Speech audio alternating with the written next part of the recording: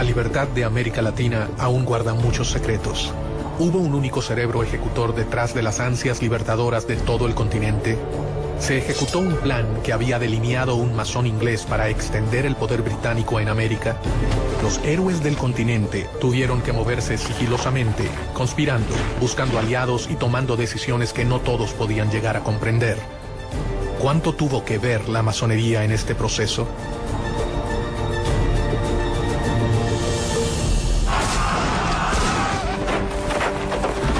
Los máximos libertadores de América, Simón Bolívar y José de San Martín, se reunieron una vez en su vida, a solas, a puertas cerradas en la ciudad de Guayaquil. Gran parte de la vida de los héroes transcurrió en un secreto absoluto. Sin embargo, nada es tan secreto como lo que ocurrió en aquella reunión. Se supone que discutieron los planes finales para la derrota de los españoles. ¿Cuál es la verdad sobre el rol de las sociedades secretas en la historia de la independencia de Latinoamérica? América no se hubiera independizado, sea la del norte, sea la central, sea la del sur, si la masonería no hubiera intervenido.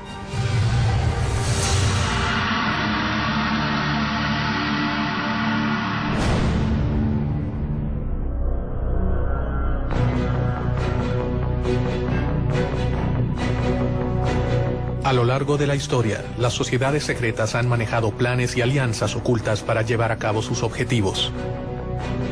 Archivos y documentos revelan una historia paralela al relato tradicional de la emancipación de América. Sospechosamente, estas sociedades nacieron en Inglaterra, el reino que con más énfasis reclamaba mayor participación en América.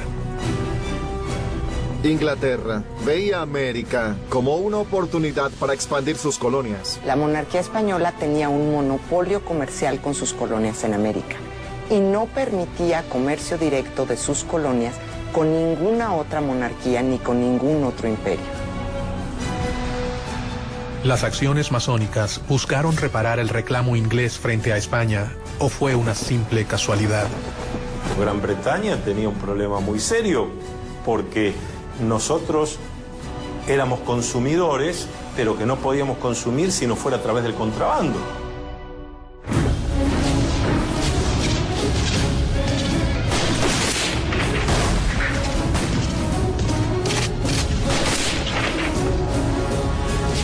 Después de las guerras napoleónicas, después de Waterloo, la economía inglesa está en una depresión y una recesión terrible, con altos niveles de desempleo, mucha disatisfacción, demostraciones populares, etc. Y la industria está como parada. Entonces, para Inglaterra, los puertos de las colonias españolas son extremadamente importantes.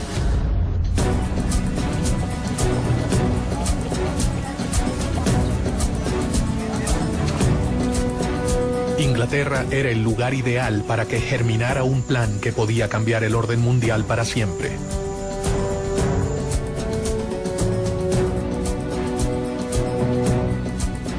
En este contexto, un venezolano conspiró contra el orden establecido. Francisco de Miranda. Miranda se va a convertir prácticamente en el americano más universal de su tiempo, en el criollo de mayor visión universal y de mayor preparación.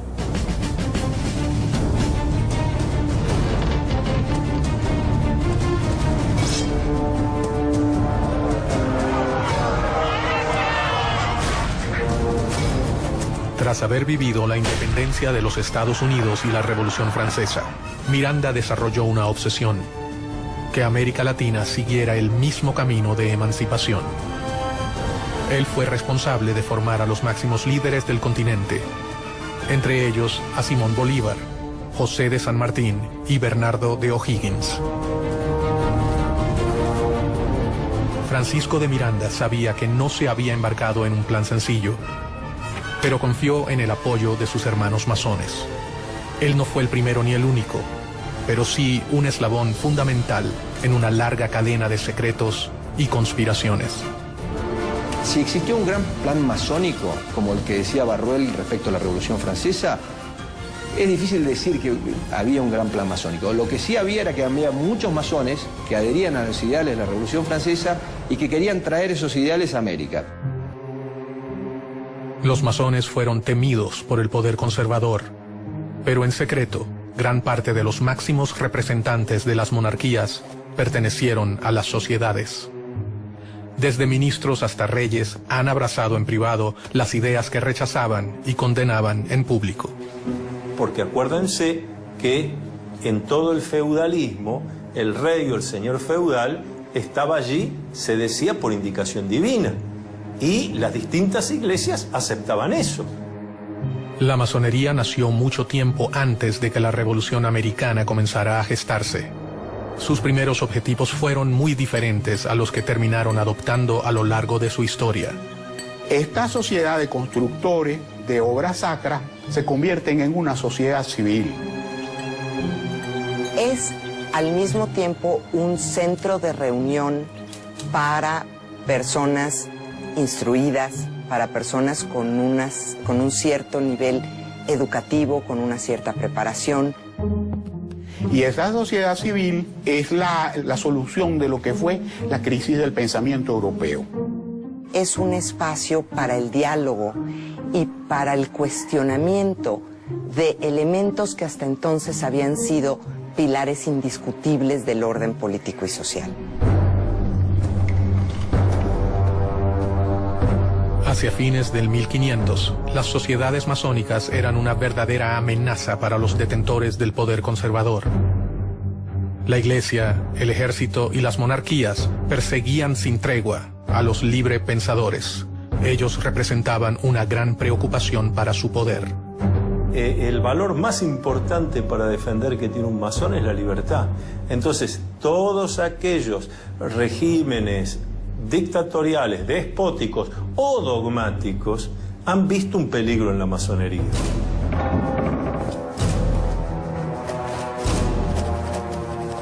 Clandestinamente, sin revelar sus verdaderas intenciones, los masones comenzaron a escalar posiciones en las estructuras tradicionales de poder. Los personajes políticos más importantes que se unen en la masonería lo hacen generando una especie de clientela política dentro de los masones y al mismo tiempo tratando de descubrir toda esta parte secreta, atractiva, interesante que proporciona la masonería. Fue en Inglaterra en donde las logias comenzaron a afianzarse en el poder, de la mano del rey Guillermo III. La masonería inglesa es una masonería simbólica, tiene solo 3 grados. Y los masones ingleses son hombres honorables, que no conspiran ni contra la religión ni contra el rey.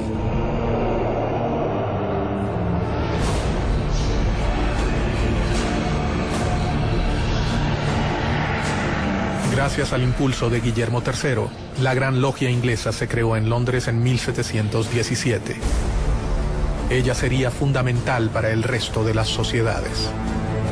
A partir de la Gran Logia Unida de Inglaterra aparece el libre y aceptado masón. Es decir, es el que se inicia en la orden, pero que ya no se va a ocupar de las construcciones externas, sino de una construcción interna, una construcción espiritual e intelectual.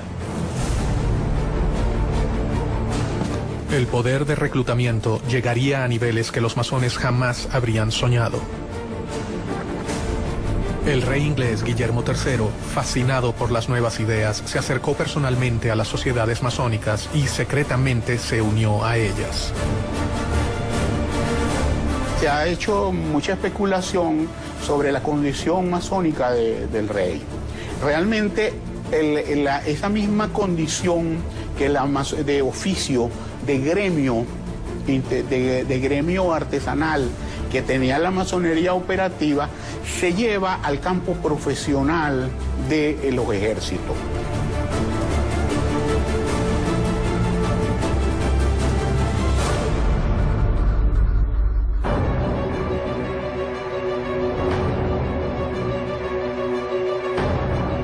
El accionar del rey inglés traería nuevos aires para la masonería europea. Se fundan logias en países como Irlanda, Escocia, Francia y Alemania. En 1726, la Gran Logia Inglesa abrió una sucursal en Gibraltar y en 1728 en Madrid y en Portugal. y al año siguiente en París. Pero la fascinación por las nuevas ideas no quedaría relegada a la corona británica.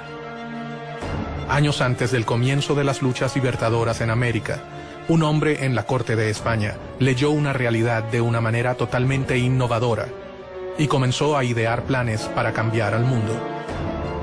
Pedro Pablo Abarca de Bolea, el conde de Aranda.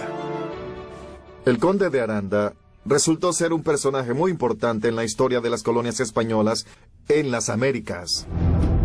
Permitió el funcionamiento y la organización de tanto ideas de la Ilustración como reformas administrativas y propició en algunos sentidos la formación de algunas burguesías en el ámbito de España. Hay quienes creen que el conde de Aranda alcanzó los más altos grados de la masonería europea y que llegó a ser uno de los hombres más poderosos por debajo del rey de España. Su influencia sobre el trono y su compromiso con sus ideas podían cambiar al reino español para siempre.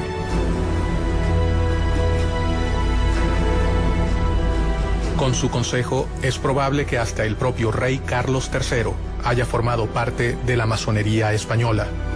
Carlos III es el monarca que decide implantar lo que se conoce en la historia española como las reformas borbónicas.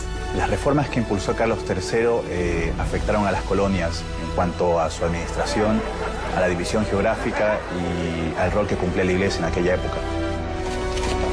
Una de las principales reformas borbónicas es limitar el poder de la Iglesia Católica en los territorios americanos y en la misma península.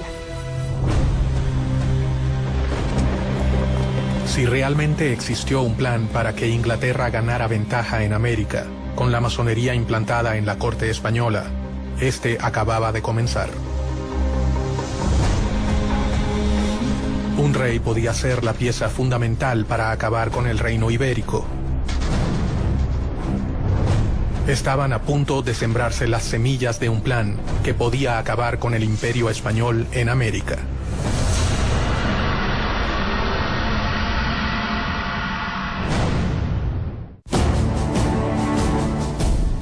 La masonería es una de las redes de sociedades secretas más importantes de la historia. Su organización cambió el rumbo de las relaciones entre América y Europa. Los grandes líderes de la independencia americana eran masones. Miranda, San Martín, Bolívar y O'Higgins fueron grandes maestros. ¿Qué intereses se ocultaban detrás de los planes masónicos? ¿Quiénes se beneficiaban?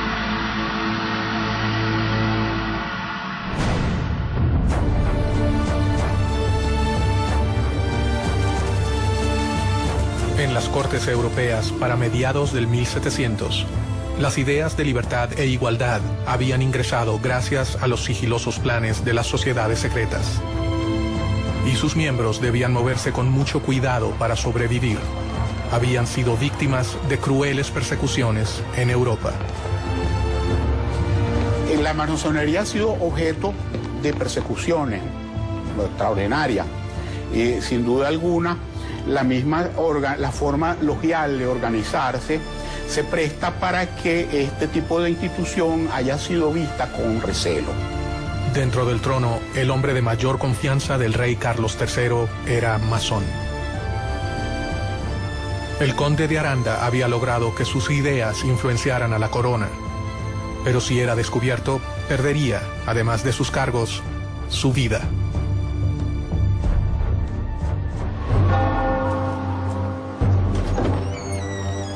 Obviamente que todo aquel que no respetaba los dogmas de la Iglesia Católica Apostólica y Romana era objeto de persecución por la Inquisición.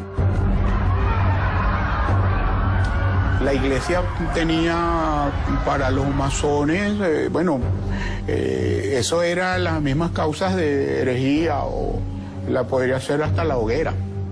Ningún masón podía violar los secretos de la orden y cualquier desliz podría finalizar en la muerte. En masonería existe un juramento de conservar el secreto.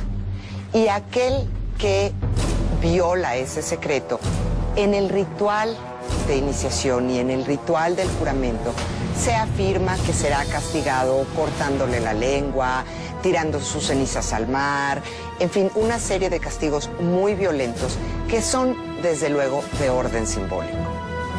El objetivo de esta enorme cadena de secretos no era proteger a la persona, sino al cargo que esa persona había conseguido para la orden.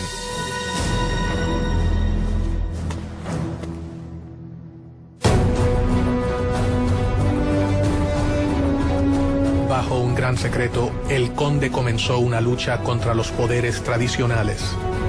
Todo hombre de poder tiene sus enemigos y el conde de Aranda no era la excepción.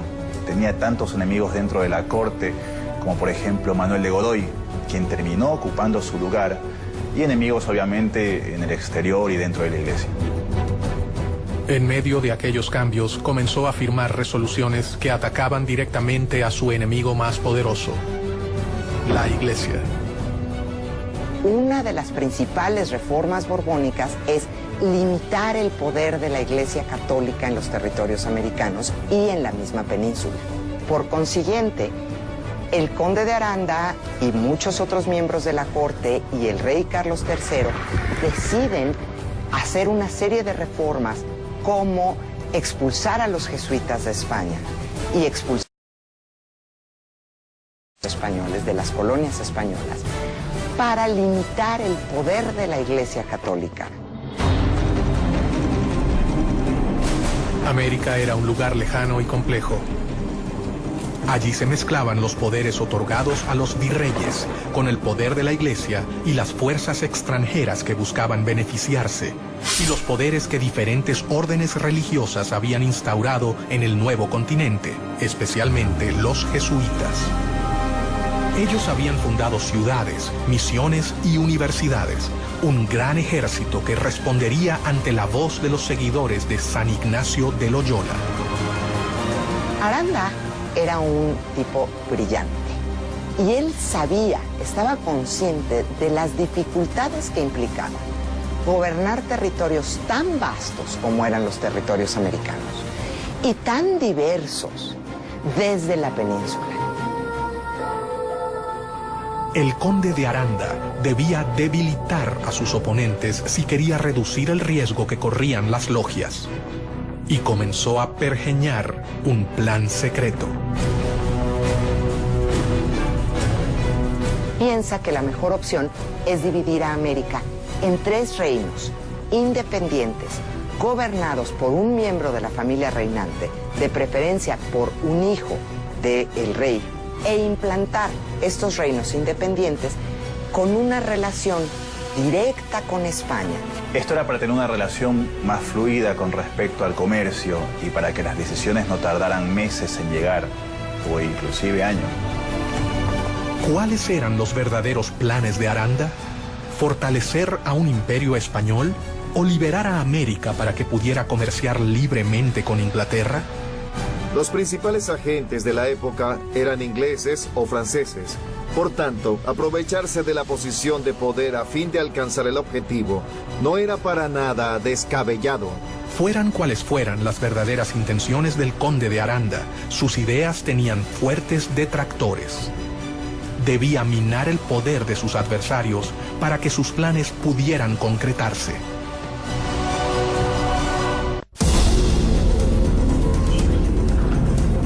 Los jesuitas habían creado una red de misiones y universidades en América que les confería un lugar privilegiado dentro del Nuevo Mundo. Los jesuitas, la Orden, la Compañía de Jesús, ha formado históricamente una organización dentro de la Iglesia Católica que se ha distinguido por algunos principios. Es una orden religiosa con una especie de estructura jerárquica militar. La Compañía de Jesús se había arraigado con fuerza en las colonias españolas en América. Habían logrado organizar a los pueblos originarios y gozaba de respeto y apoyo. Ellos tendrían capacidad de reacción frente a cualquier intento de cambio. Ahí hay varias contraposiciones, ¿no? Porque tanto el Marqués de Pombal, primero en Portugal y luego Aranda en España, van a impulsar procesos de modernización dentro de las coronas que replanteaban los mecanismos de conquistas que tenían en América Latina. El conde de Aranda consideraba que los jesuitas jamás habrían aceptado sus propuestas sin pelear. Enfrentarse a su poderosa organización habría sido fatal, así que ideó un plan para lograr sus objetivos. Y esta fue una de las causas para que los criollos empezaran a sentirse violentados por la corona española, pues sintieron que no se respetaba el papel de una institución que para ellos había sido siempre tan importante como era la Compañía de Jesús.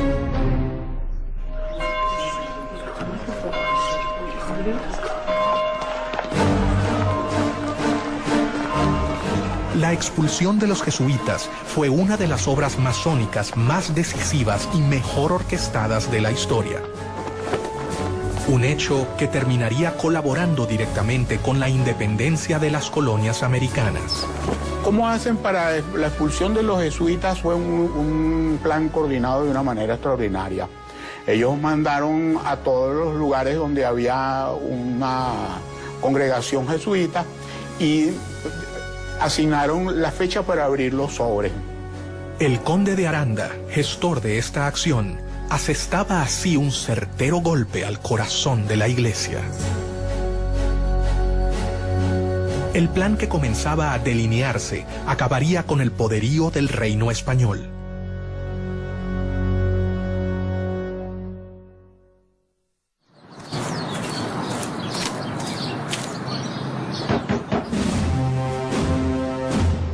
El decreto de Carlos III precisamente ordenaba que se abrieran los sobres ese día para que la operación no tuviera ningún tipo de resistencia.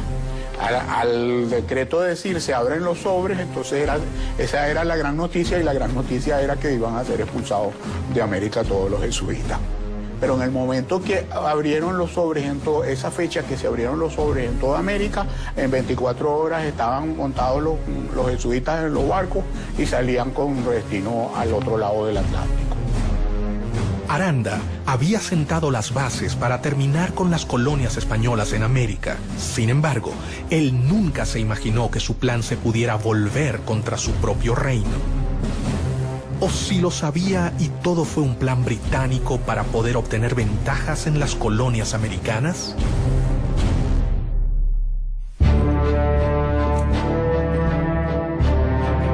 Pero no solo desde España se ideaban planes para las colonias. Inglaterra había enviado a sus posesiones en América a un importante masón que también tenía sus planes para el nuevo continente. Edward Trelawney.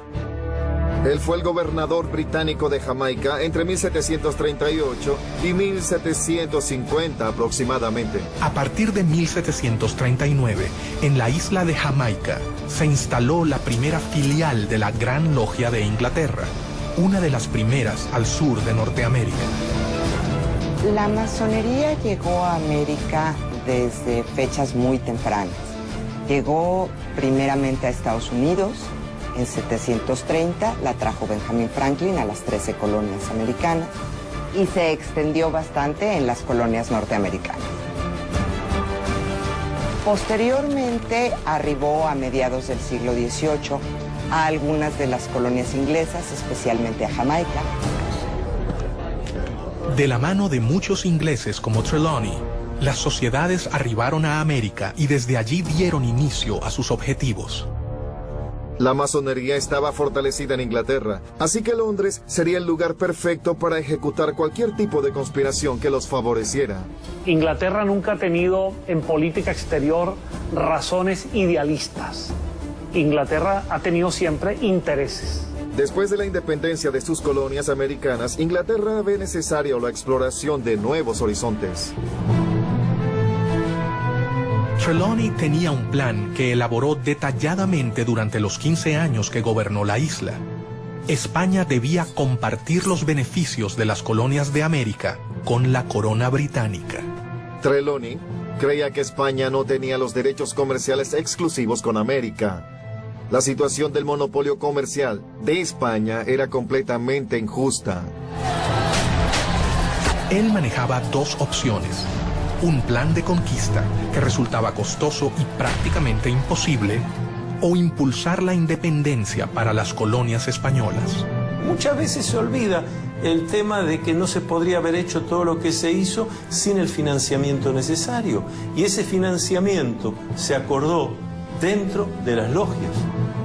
¿Por qué un masón y agente del gobierno británico manejaba un plan tan similar a las logias españolas? ¿Casualidad? En cuestión de la masonería, suele preguntarse si había una casualidad con los planes de la masonería y los planes de Inglaterra. Pues la masonería era inglesa y era francesa. Mientras Aranda buscaba dividir las colonias para beneficiar a España, Trelawney pensaba que dividiéndolas se beneficiaría a Inglaterra. Es muy simple. Divide y vencerás. Si bien ninguno de ellos fue capaz de llevar a cabo su propósito, un grupo de hombres americanos, más de 50 años después, comenzarían a conspirar para que el plan se cumpla.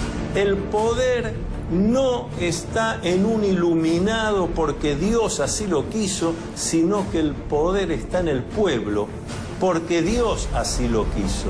Los miembros aceptaban las premisas y un puñado de hombres alcanzaba a saber toda la verdad. Pero, ¿cuál era esa verdad?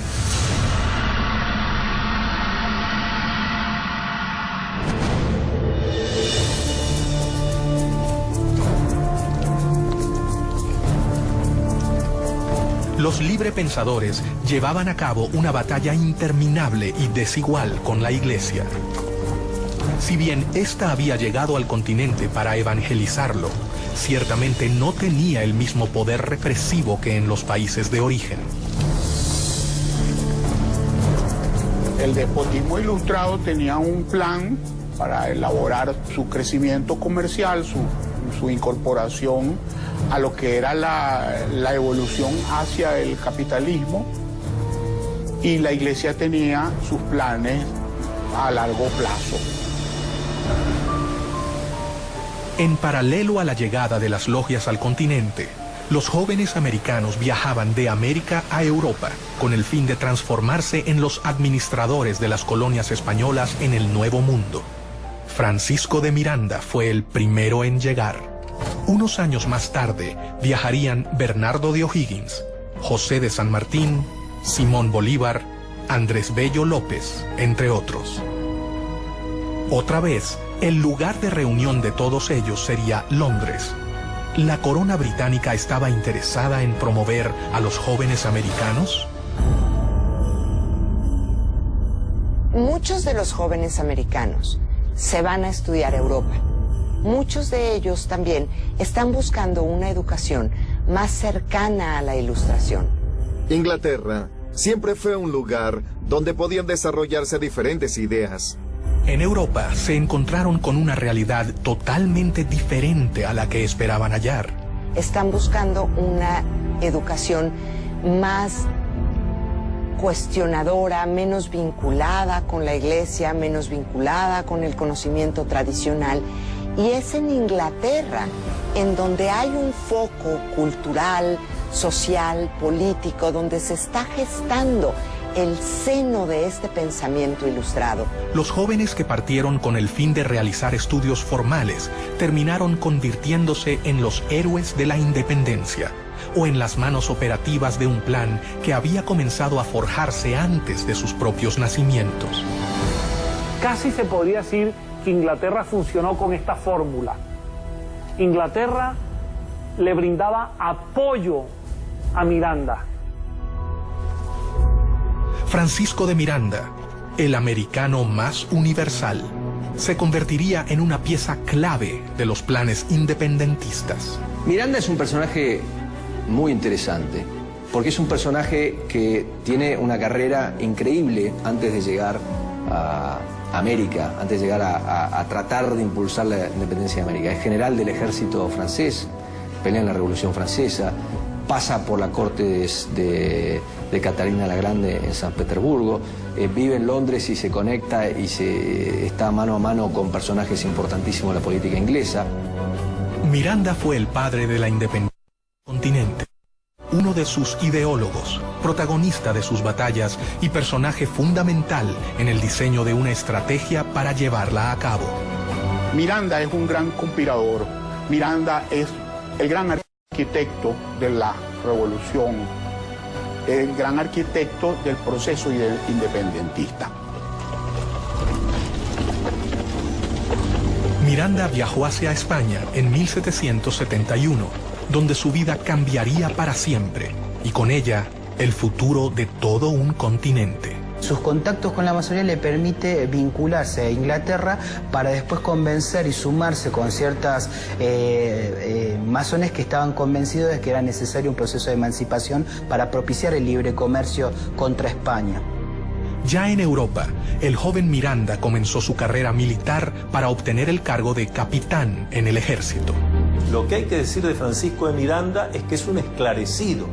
Es una persona con una mente brillante que comprende la importancia del lugar y del momento para empezar a desarrollar ese germen de libertad que es darle a América hispanoparlante la libertad de España. Paralelamente, se deslumbró con las nuevas ideas que se estaban gestando en el viejo continente. Miranda fue un político, un militar, un diplomático, un escritor, pero ante todo fue un gran humanista. Comenzó a armar su propia biblioteca, adquiriendo las obras de los pensadores más importantes de la época, lo que más tarde le traería innumerables problemas. Miranda, allí en España, se había interesado en la lectura de obras prohibidas, tipo político, filosófico, obras de los enciclopedistas, de los ilustrados, y la Inquisición estaba muy pendiente de las personas como él que leían estas obras. Poco a poco, Francisco de Miranda comenzó a forjarse un nombre, pero una acusación cambiaría el rumbo de su vida para siempre. La Inquisición estaba dateada, vamos a decirlo así, o le pasaban información de parte de los rivales militares que tenía Miranda. Se le acusaba de tener libros prohibidos y por eso tuvo que prácticamente venirse con Cajigal. Cajigal hace una jugada que le permite a Miranda escapar de la Inquisición.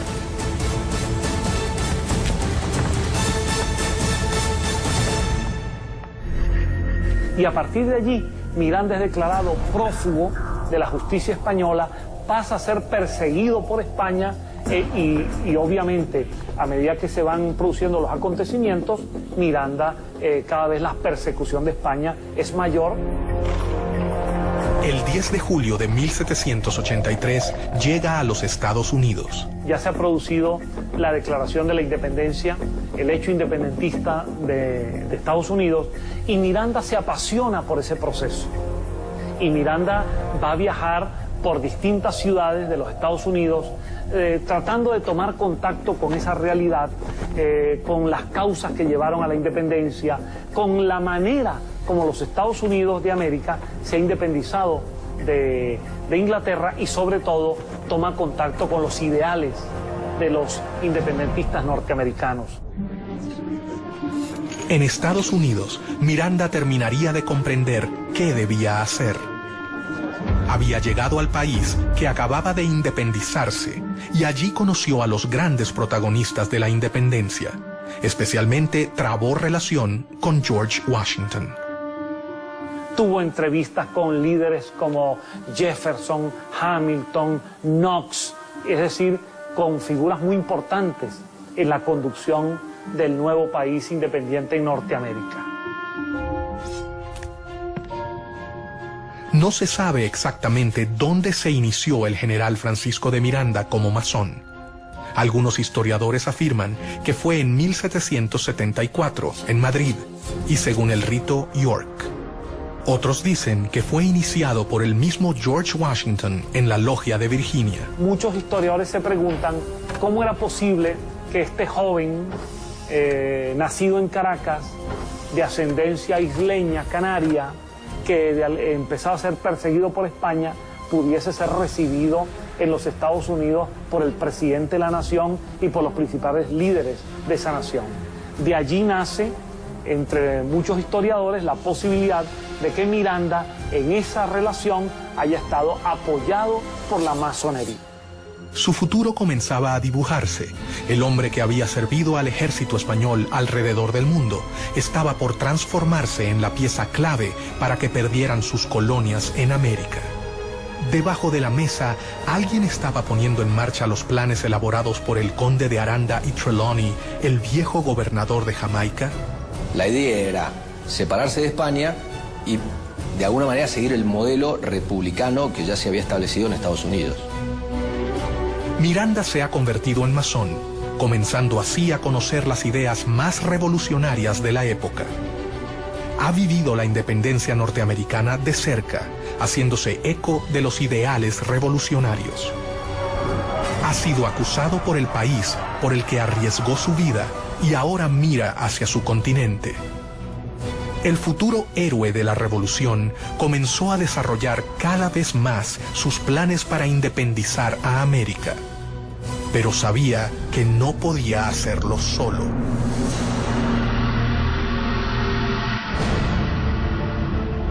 En su afán por independizar a América Latina de España, en diciembre de 1784, Miranda partió de Boston a Londres y de allí viajó por varios países de Europa. Su idea era conseguir el apoyo inglés para comenzar el proceso independentista de América Latina. En Londres, Miranda hallaría la tierra fértil que necesitaba para cumplir con su objetivo. Inglaterra había encontrado al hombre que finalmente los haría desembarcar en las colonias americanas. Miranda sí utilizó a Inglaterra, en el sentido de que Londres le sirvió de base de operaciones durante muchos años, en el sentido de que Pitt le dio algunos respaldos económicos indirectos, en el sentido de que hubo figuras del gobierno inglés que le apoyaron. Miranda decidió recorrer diferentes países europeos en búsqueda de apoyo para su plan. Y allí también, en las distintas logias europeas que Miranda visitó, y en algunas de las cuales tuvo que estar bastante tiempo para convencer, para contestar preguntas, para ver cómo se podía hacer, para trabajar sobre mapas, etc., allí también fue descubriendo quiénes eran los hermanos que tenía sentido que vinieran a América para ayudar, cuáles convenía que se quedaran allá y cuáles no se podía contar. En 1792 se encontraba en París, donde estaba en pleno desarrollo la Revolución Francesa. Sin dudarlo, Miranda decidió ponerse al servicio del gobierno revolucionario. Por segunda vez en su vida, se encontraba en contacto con ideales revolucionarios llevados a cabo por logias masónicas. Es que América dependía totalmente de lo que sucedía en Europa. América no tenía entidad política propia. América, para entender lo que pasaba en América, había que entender lo que pasaba en Europa. Y hasta 1815 Europa tiene una figura central que es Napoleón. Entonces, volviendo a la masonería, hay dos países donde la masonería tiene una importantísima influencia: Estados Unidos y Francia.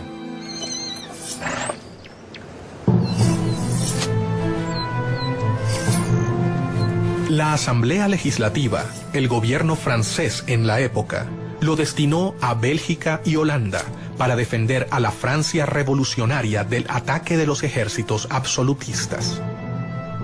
En aquellas tierras demostró su talento como militar y su enorme valor por defender los ideales revolucionarios. Francisco de Miranda entra con un contrato de mariscal de campo.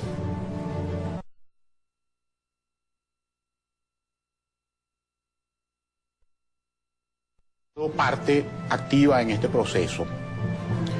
Es muy interesante porque el sector al cual Miranda está vinculado es al de los girondinos, y en Caracas se le acusaba más tarde de jacobino. Gracias a su aporte en Francia, Miranda se convirtió en el único latinoamericano cuyo nombre figura en el Arco del Triunfo.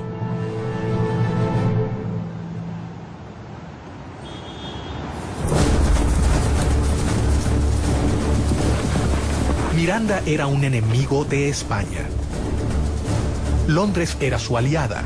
Allí sabían que él era la persona indicada para llevar a cabo el plan que desarrolló Edward Trelawney. Los británicos están desarrollando su mercado. los británicos se están convirtiendo en dueños de los mares. Por supuesto que les interesa, como dicen en buen criollo, en lenguaje popular, serrucharle el piso a su principal rival, que es España. Entonces esas coincidencias van a encontrarse a lo largo del camino. Desde el siglo XVI, Inglaterra ha estado esperando la oportunidad de poder inmiscuirse en la vida de las colonias y todo hacía creer que estaban a punto de lograrlo. Durante su estadía en Londres, en 1797, Miranda fundó la Sociedad Patriótica Revolucionaria, Gran Reunión Americana, también conocida como Los Caballeros Racionales, de la que fue gran maestro. Esta Gran Reunión Americana fue fundada por Francisco de Miranda, un venezolano, y que la fundó con el apoyo de la Gran Logia de Londres. Era una organización de corte estrictamente política que tenía como objetivo lograr las independencias de los dominios españoles en América. Entonces toda esta narrativa de alguna manera vincula a Inglaterra con la independencia de las colonias españolas. La logia se reunía en su propia casa en Grafton Street 27. Allí comenzó a congregar a los jóvenes americanos que llegaban a Europa. Miranda había tejido una red epistolaria. Bueno, el trabajo de Francisco de Miranda es el trabajo de alguien que se empeña en difundir como se hacía en aquella época, escribiendo cartas, dando conferencias a muy pocos, hablando cara a cara con unos y con otros, porque no había medios de difusión masiva. En estas reuniones comienza a preparar su plan más oculto. Estaba dispuesto a ofrecer su vida por la libertad de su continente y pensaba que un gran número de americanos seguirá su camino. La masonería le había enseñado el modo más seguro y efectivo de que sus planes llegaran a concretarse. La Gran Reunión Americana fue la simiente de una serie de agrupaciones que se establecieron por toda España, después en Sudamérica, en Nueva España e incluso en Estados Unidos y en Londres.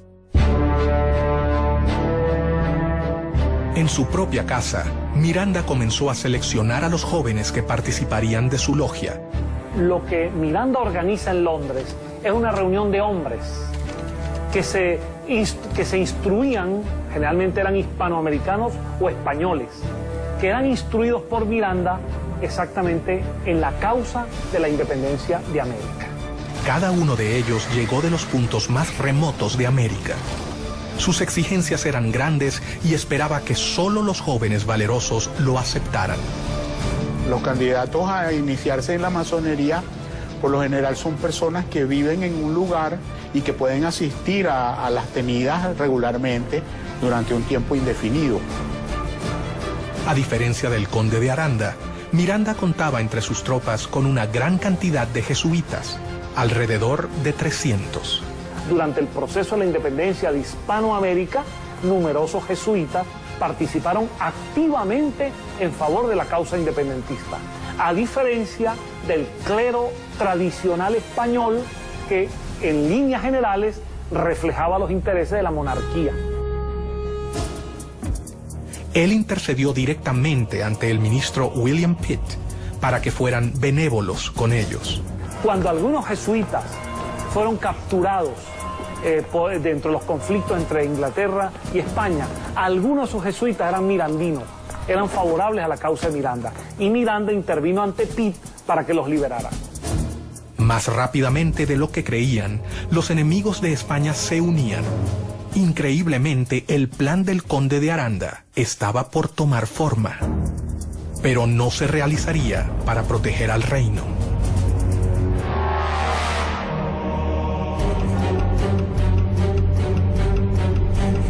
Francisco de Miranda sabía que la elección de los postulantes sería determinante para sus planes. Ellos tenían que ser líderes, comprometidos, fuertes y por sobre todo tenían que abrazar su causa y la masonería. No podía exponerse a que sus planes quedaran expuestos. Miranda había redactado un juramento, tal cual se hace en las logias masónicas, un juramento al estilo de Miranda, porque era un juramento para que aquel hombre se comprometiera a trabajar incansablemente por la independencia de América. Mucho secreto, valor y constancia son la égida que os escudará de los brazos de los tiranos, decía Miranda a sus adeptos. No ha podido establecerse la fecha ni el lugar en los que Miranda se inició en la masonería, aunque no existen dudas de su condición de masón. Formaba parte así de logias internacionales. Su actuación dentro de las logias, su decisión de crearlas, se debía a un plan superior digitado por la Gran Logia Inglesa. ¿A quién respondía Miranda?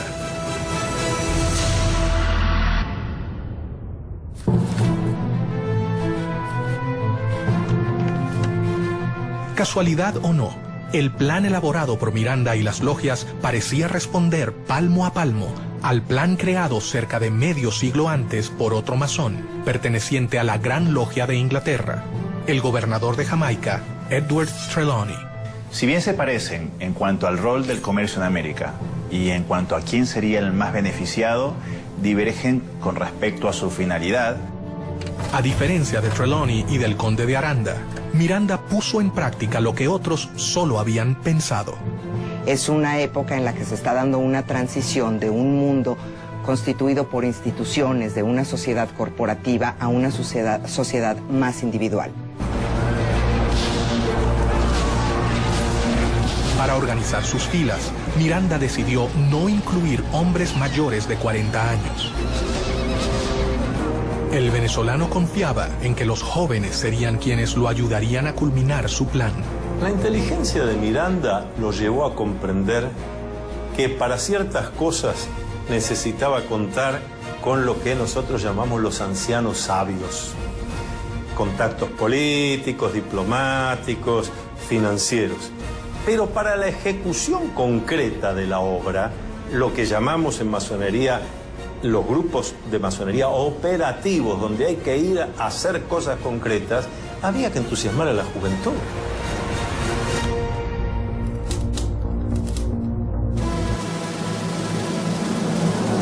Poco a poco, un plan se hacía evidente.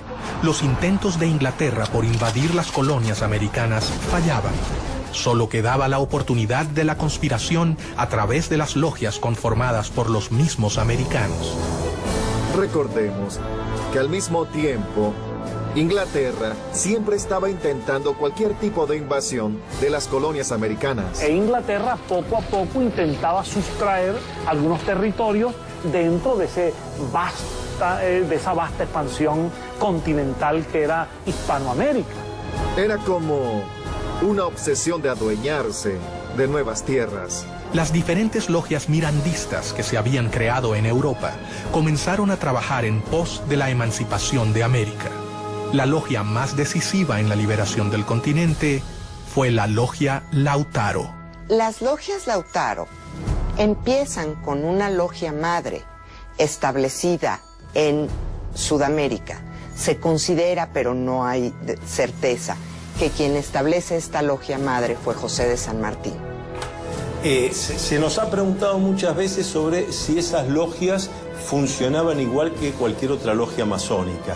Sí en cuanto a los rituales, sí en cuanto a que tenían palabras, toques, secretos para identificarse, pero exclusivamente dedicadas al análisis de cómo se iba a conseguir la independencia de la corona española. Bernardo de O'Higgins y José de San Martín, sin dudas, fueron los dos hombres fundamentales para el funcionamiento de la logia. Para afiliarse a Lautaro, había que ser americano y jurar luchar por la independencia. Su lema era unión, fuerza y virtud, y en las comunicaciones usaban el símbolo masónico OO. Y sigue la misma estructura de los caballeros racionales, copiando la estructura masónica, con miembros que eran masones, como Carlos Alvear, y que establecen una logia principal que se convierte en la Gran Logia, Miranda se había asegurado de reclutar a los jóvenes americanos más prominentes que se encontraban en Europa. El sistema masónico aseguraba protección, anonimato y sobre todo la posibilidad de complotar en las sombras contra el poder establecido.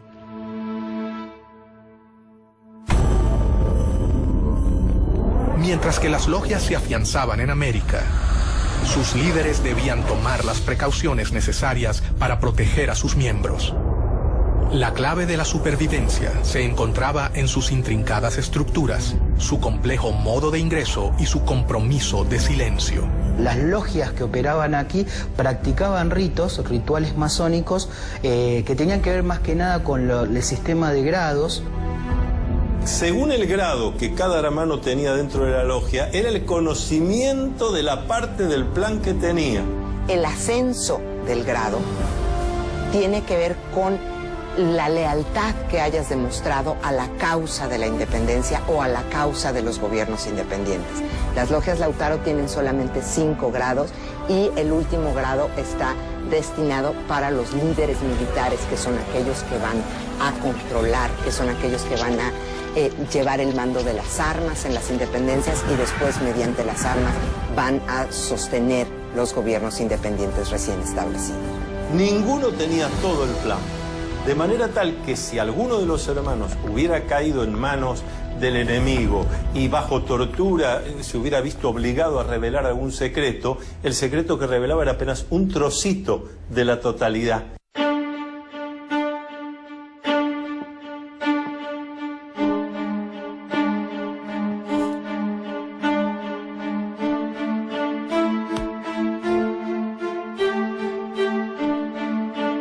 La iniciación es una serie de situaciones que va a atravesar el candidato, donde se va a enfrentar con cosas que le dan miedo, porque el miedo está para ser enfrentado.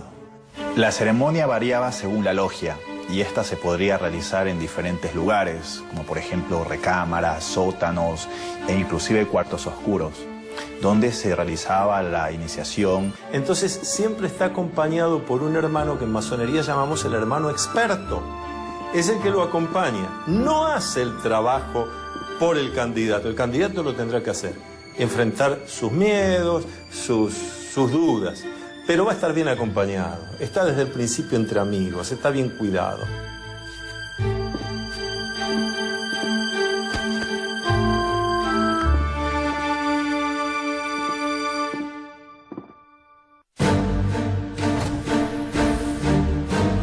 Uno de los primeros en unirse a la logia fue Bernardo de O'Higgins. O'Higgins era hijo natural de Ambrosio O'Higgins, virrey del Perú. José de San Martín, O'Higgins, Simón Bolívar y tantos otros masones han recibido la influencia de Miranda de una manera muy concreta, muy positiva, porque son los que después llevan a la práctica con las armas la posibilidad de lograr países democráticos en América. A los 15 años fue enviado a estudiar a Londres y allí conoció a Miranda. Miranda le inculca a O'Higgins, a través del diálogo, a través de la lectura, 2 cosas fundamentales: ideas de libertad y espíritu de lucha, para lo cual Miranda llega a convertirse en un completo maestro para O'Higgins. En 1801, Miranda le encomendó a O'Higgins que fundara una logia Lautaro de caballeros racionales en Cádiz. Hay 3 documentos importantes sobre la Sociedad de Caballeros Racionales y esos documentos de alguna manera nos dan algunas pautas de lo que pudo haber sido esta sociedad, qué vinculación tuvo con la masonería y qué vinculación tuvo con la logia Lautaro. Miranda le escribió un texto que concluía: «Leed este papel todos los días durante vuestra navegación y destruidlo enseguida. No olvidéis ni la Inquisición, ni sus espías, ni sus sótanos, ni sus suplicios». En logias como las lautarinas, los secretos eran más imprescindibles, porque ahí había una guerra. Entonces, en medio de una guerra había necesario los secretos, la inteligencia, la contrainteligencia. La logia comenzaba a convocar a los jóvenes más prometedores del continente, quienes estaban unidos entre sí por un lazo mucho más grande que el de la voluntad política. Ellos compartían todo un sistema secreto de fraternidad y solidaridad que habían comenzado a completar con un solo objetivo: terminar el dominio español en el continente.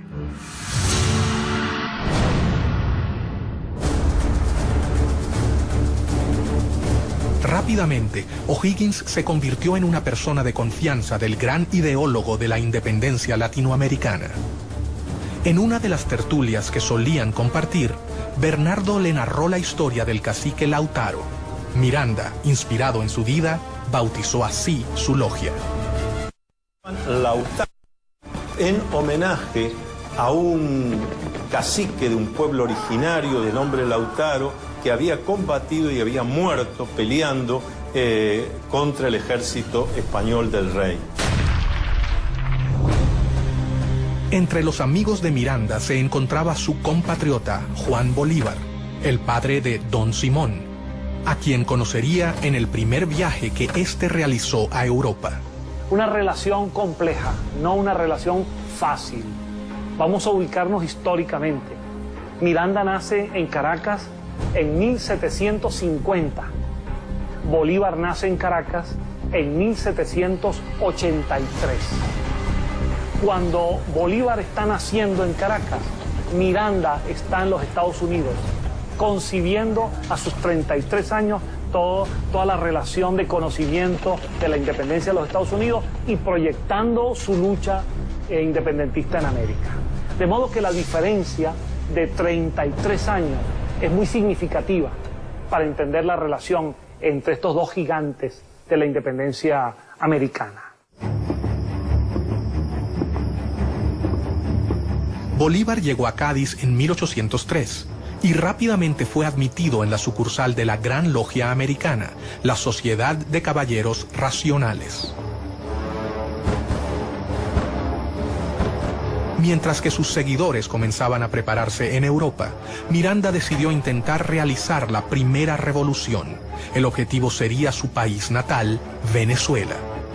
Se habla de un intento fallido, una intentona de golpista incluso de Francisco de Miranda en Coro y en Ocumare.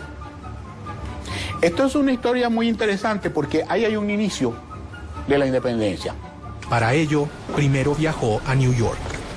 En los Estados Unidos, él concibe una expedición con la cual invadir las costas venezolanas y él pensaba que desde allí se iba a incendiar la pradera, se iba a lograr que los pobladores lo vieran a él como un redentor, como un liberador y a partir de allí se iba a producir un estallido de independencia en Venezuela y en el continente.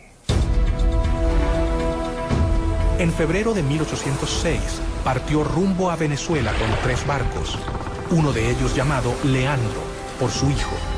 La guerra había comenzado.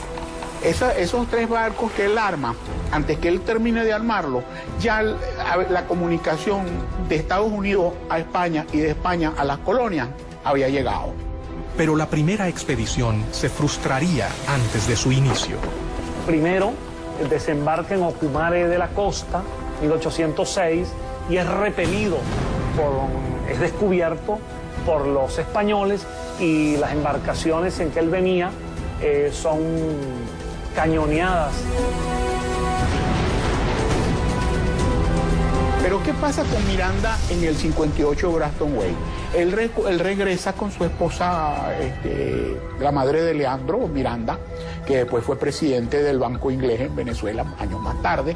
Si eso le dice algo, bueno, yo lo dejo allí con esa interrogante. Y él logra huir en el Leander, logra huir y refugiarse en las Antillas, pero las otras 2 embarcaciones terminan siendo apresadas por los españoles e incluso son ahorcados la mayor parte de los que venían como tripulantes y como guerreros en esas embarcaciones. Pero el hecho es que él sigue pensando en que el momento de la independencia de América ha de cuajar en algún momento.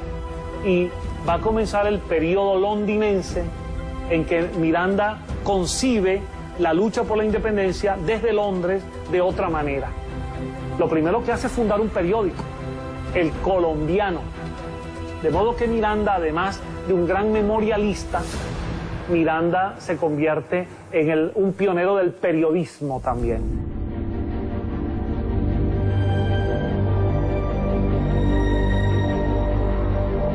En 1806, Bolívar recibió el grado tercero, o maestro, en la logia simbólica London número 5 de Inglaterra. En 1810, en Londres, Miranda le confirió el supremo grado de iniciación en la Gran Logia Americana y juntos fundaron la Logia Protectora de las Virtudes número 1 en el oriente de Barcelona, Venezuela. Bolívar estaba totalmente convencido de que todos debían dar su vida por la causa americana. Simón Bolívar también va a ser una figura clave en el proceso emancipatorio del norte, y de hecho también después va a tener contraposiciones y discusiones con los masones, porque va a terminar prohibiendo el funcionamiento de la masonería en Colombia, sabiendo que después también los masones podían conspirar contra él. Convencido de sus planes de liberación del continente y de que el complot secreto era la mejor manera de lograrlo, Miranda continuó reclutando miembros para su causa. Uno de ellos fue José de San Martín, gestor de la independencia de Argentina, Chile y Perú. San Martín llegó a Londres 10 años después de que partiera O'Higgins. Algunos historiadores señalan que el paso de San Martín por Inglaterra es muy significativo, porque es precisamente allí en donde él se reúne con intelectuales, con políticos, para discutir el tema de la independencia de las colonias. Durante la campaña había conocido a Lord Macduff, un noble escocés que lo introdujo en el mundo masón en general y en la causa americana impulsada por Miranda.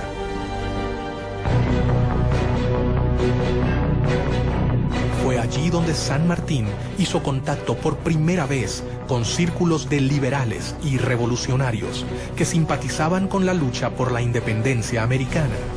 Si San Martín fue un agente inglés, es una gran pregunta. A los pocos que han sostenido que es así, han tenido que ser, han sufrido la ira del dogma sanmartiniano. ¿Cómo poder decir semejante cosa? El centro de difusión y reclutamiento continuaba siendo Londres. Allí, según algunas fuentes, San Martín se reunió con sus compatriotas Alvear y Zapiola. ¿Por qué razón San Martín se incorpora a esta logia? Es otro de los grandes misterios. Se incorpora después de haber estado casi un año en los campamentos del ejército inglés en Portugal. ¿Cuánto sabía el reino inglés de lo que sucedía dentro de su territorio? La realidad es que tenemos que entender qué es lo que significa la palabra agente. Lo que queda claro a cualquiera que lee la correspondencia diplomática y los archivos ingleses es que San Martín era un anglófilo.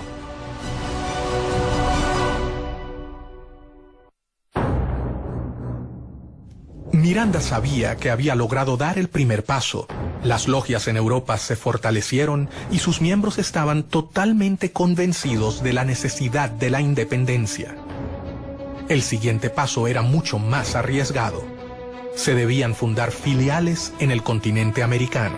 Se establece una gran logia principal que se considera la logia madre, y después se van estableciendo logias y grandes logias por todos los territorios sudamericanos, y se vuelve la estructura en la que se apoyan estos líderes para atraer partidarios, para agrupar en esas logias a todos los que están buscando las independencias hispanoamericanas, y una vez que se consiguen, para endoctrinar en los nuevos principios republicanos, liberales, a los que van a ser los líderes, los directores, los gobernadores de los nuevos países hispanoamericanos que se establecerán inmediatamente después de la consecución de las independencias. Miranda había logrado reclutar a los hombres más prometedores. Su plan estaba en marcha, pero el poder de España era superior a la resistencia que podían brindarle los futuros ejércitos revolucionarios. La realidad es que era una conspiración lo que querían los caballeros racionales, porque de alguna manera estaban conspirando contra el rey de España porque querían implantar en América la independencia y la Constitución. Y eso era anatema para el sistema monárquico. Los viajes de formación de los jóvenes latinoamericanos en Europa tocaban su fin. Tras haber concluido sus estudios militares y haberse formado en las ideas del humanismo, los futuros administradores de las colonias volvían a sus hogares, pero no regresaban con la idea de mantener la administración colonial. Ellos regresaban con un nuevo objetivo: liberar a sus tierras de España. Miranda lo había logrado. Una compleja red de sociedades se había formado a lo largo de todo el continente. La independencia latinoamericana estaba en camino.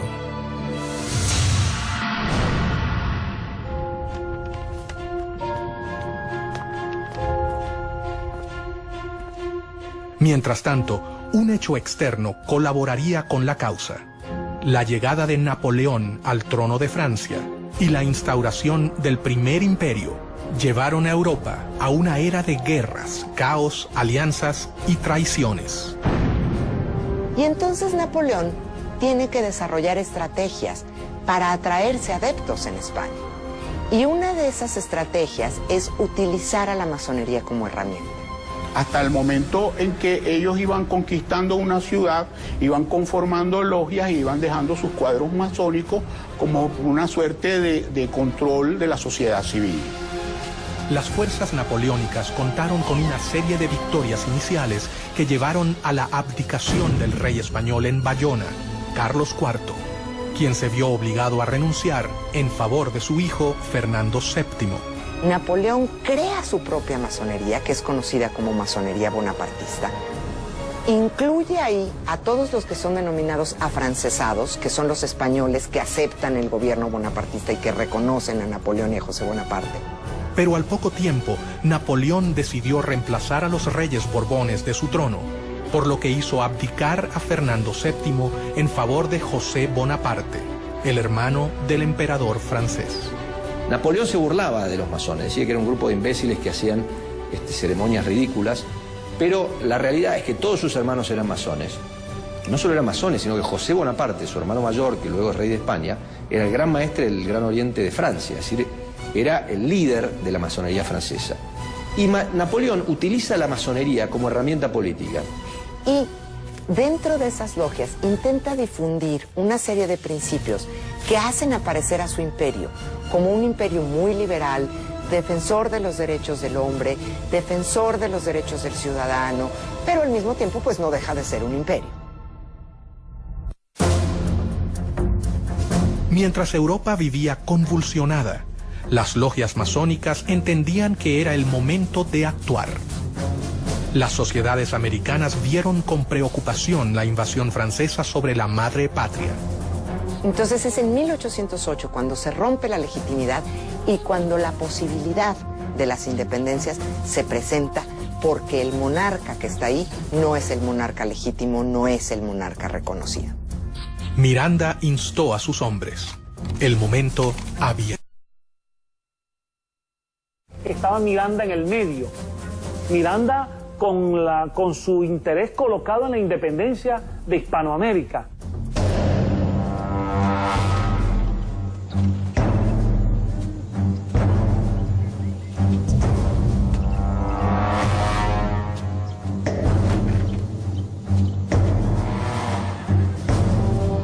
La primera logia masónica mexicana se creó en 1804, a principios de la lucha por la independencia en Ciudad de México, en la calle de las Ratas, número 8.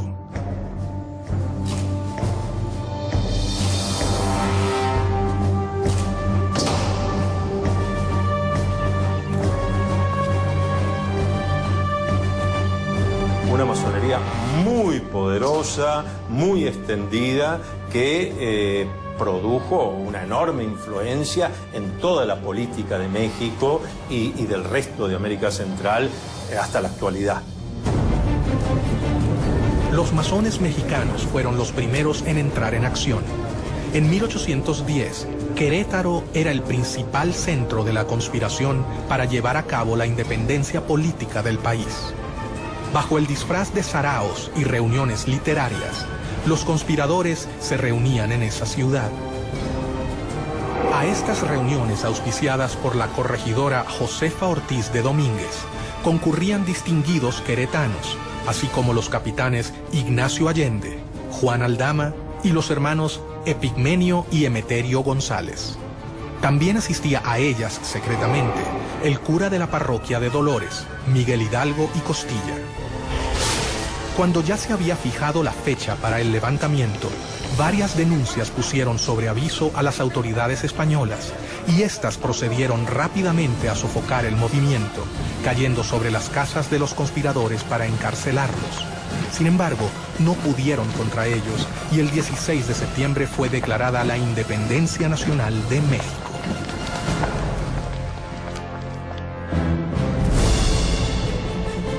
Bolívar y Miranda se reunieron en Londres, dispuestos a no posponer más sus planes independentistas.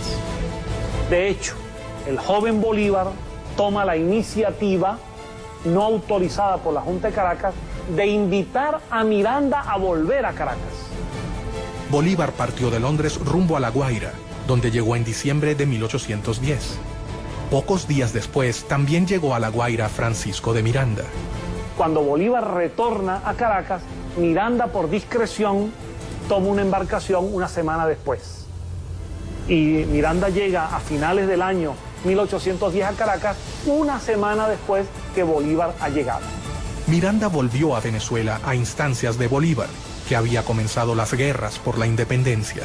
Los acontecimientos se precipitan en Caracas. El 5 de julio de 1811, el Congreso de Venezuela se firma el acta de la independencia, se declara entonces formalmente lo que ya casi venía desde el año anterior y se firma la independencia de Venezuela. Para ese acto de la independencia, Miranda es diputado y firma el acta de la independencia.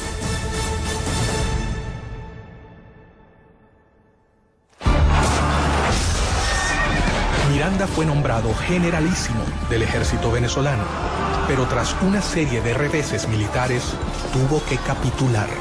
Una de las causas que han forzado a Miranda a capitular es la pérdida de Puerto Cabello, que era la primera plaza militar de Venezuela. ¿Y quién estaba al frente de la plaza de Puerto Cabello? El coronel Simón Bolívar. Miranda y otros 400 patriotas a los que al capitular se les había prometido la posibilidad de exiliarse, fueron apresados. Fue tomado prisionero por un grupo de oficiales venezolanos, entre ellos Simón Bolívar.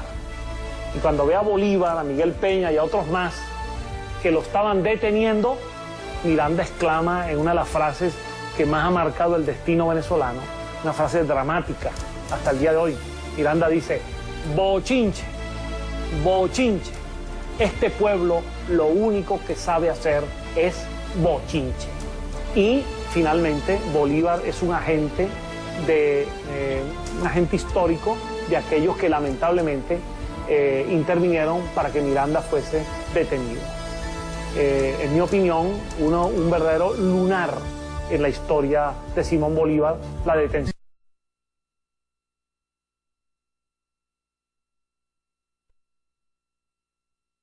Hasta el momento eran confusos.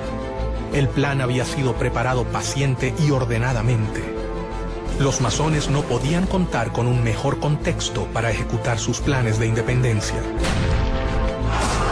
América era un reguero de pólvora que quedaba a 10.000 kilómetros de la metrópoli que la dominaba desde hacía casi 3 siglos. De hecho, las logias masónicas permitieron resguardar este funcionamiento para permitir organizar y libertar a América dentro de un gobierno que era opresivo. Los masones habían cambiado definitivamente los libros y sus reuniones por las armas. Era el momento de la acción.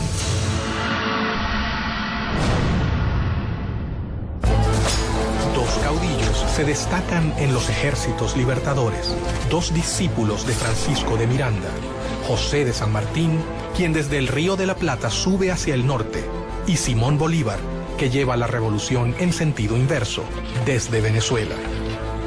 El ataque al poder podía triunfar si se hacía en simultáneo, como si fuera un plan orquestado. José de San Martín fue iniciado en una logia en Cádiz, España. Desarrolló toda su carrera masónica hasta llegar al grado de maestro masón, porque él había hecho un juramento. Como militar, él había jurado defender al rey de España y a lo que el rey de España dispusiera. Y ahí se ve la grandeza masónica de San Martín, que a pesar de en ese momento ser atacado por muchos de los que hasta ese momento habían sido sus compañeros, él decide ponerse por encima y hacer lo que había que hacer. El cónsul norteamericano en Buenos Aires, a principios de 1819, dice claramente, hasta ahora, el principal aliado de Inglaterra en esta parte del mundo es San Martín. De hecho, hay cartas del cónsul inglés en Buenos Aires, Robert Staples, en el año 1817, en donde se reúne con San Martín y San Martín le dice que San Martín le pide que Inglaterra le haga llegar a él en privado sus puntos de vista de cómo tiene que seguir el tema de la revolución. Pero Fernando VII logró regresar a su trono y cuando lo hizo, consciente del poder de las logias, instaló nuevamente el régimen absolutista. Persiguió el constitucionalismo, el liberalismo y la masonería, a los que reprimió con la policía y la Inquisición. Pero la batalla estaba prácticamente perdida. Primero cuando decían vamos a fernandear, en cierta medida lo que estaban diciendo es vamos a generar una monarquía constitucional, que en algunos casos era llegar a simplemente constituir un mecanismo de gobierno del pueblo, pero todavía respondiendo a un monarca o algunas organizaciones centrales. El proceso de independencia encontraba escollos. Las diferencias entre sus actores crecían. Todo parecía indicar que era más sencillo ponerse de acuerdo en liberar a América Latina de España que en sentar las bases de un nuevo tipo de sistema de gobierno.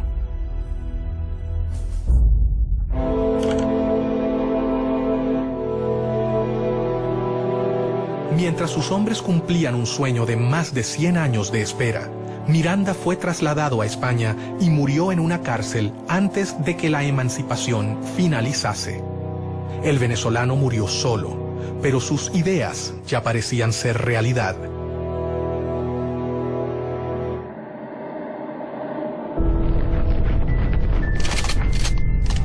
Los conflictos en Europa y España ocurrían tal y como lo había previsto Pedro Pablo, conde de Aranda, cuando sostuvo ante el rey Carlos III: jamás han podido conservarse por mucho tiempo posesiones tan vastas, colocadas a tan gran distancia de la metrópoli.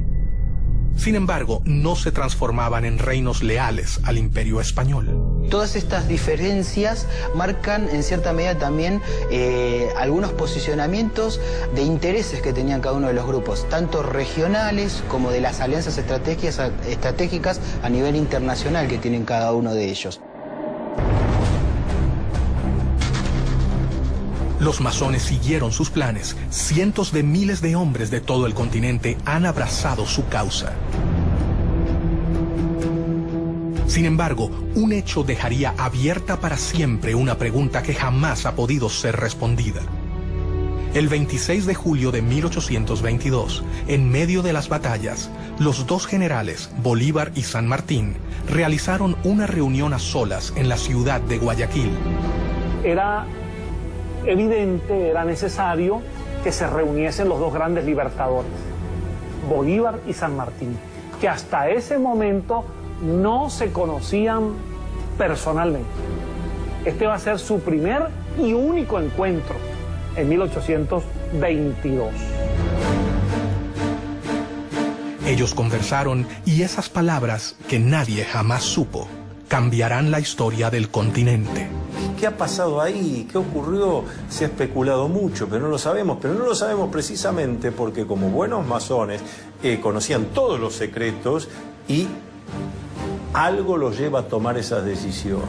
Bajo una de las versiones más popularizadas, por ejemplo, en la Argentina, la influencia inglesa fue bastante nefasta y de alguna manera impidió que San Martín terminara su tarea liberadora y que de alguna manera lo forzó a retirarse de América en su entrevista con Bolívar. Tras conversar a solas, los hombres se despidieron. Pero al salir, la realidad había cambiado. Bolívar finalizaría la gesta independentista. San Martín se retiraría a Europa.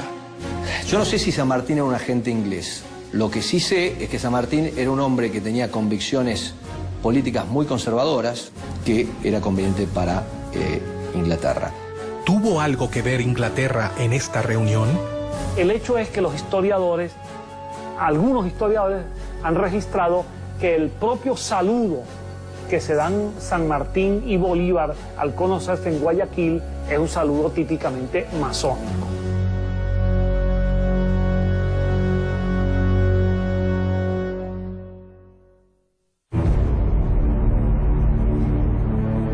Nunca se sabrá hasta dónde Inglaterra colaboró con la independencia de América, pero sí es un hecho que los héroes de la emancipación supieron cómo canalizar los conflictos políticos de la época utilizándolos a su favor.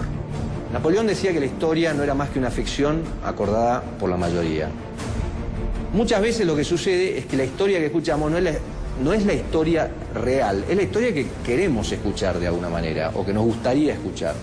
Entonces, con la masonería siempre hay un tema, porque en la explicación o en la versión oficial de la historia de la Gran Reunión Americana, inevitablemente se vincula la Gran Reunión Americana con Inglaterra y a Inglaterra, a su vez, con el proceso de la independencia. El plan de Trelawney, la recomendación del conde de Aranda y el sueño de Miranda lograba ser concretado por estos jóvenes que cumplieron con sus promesas hasta el final: liberar al continente americano. Yo te puedo decir que la independencia de toda América, América del Norte, América Central y América del Sur, es el resultado del trabajo de los masones en sus logias y de un plan masónico universal.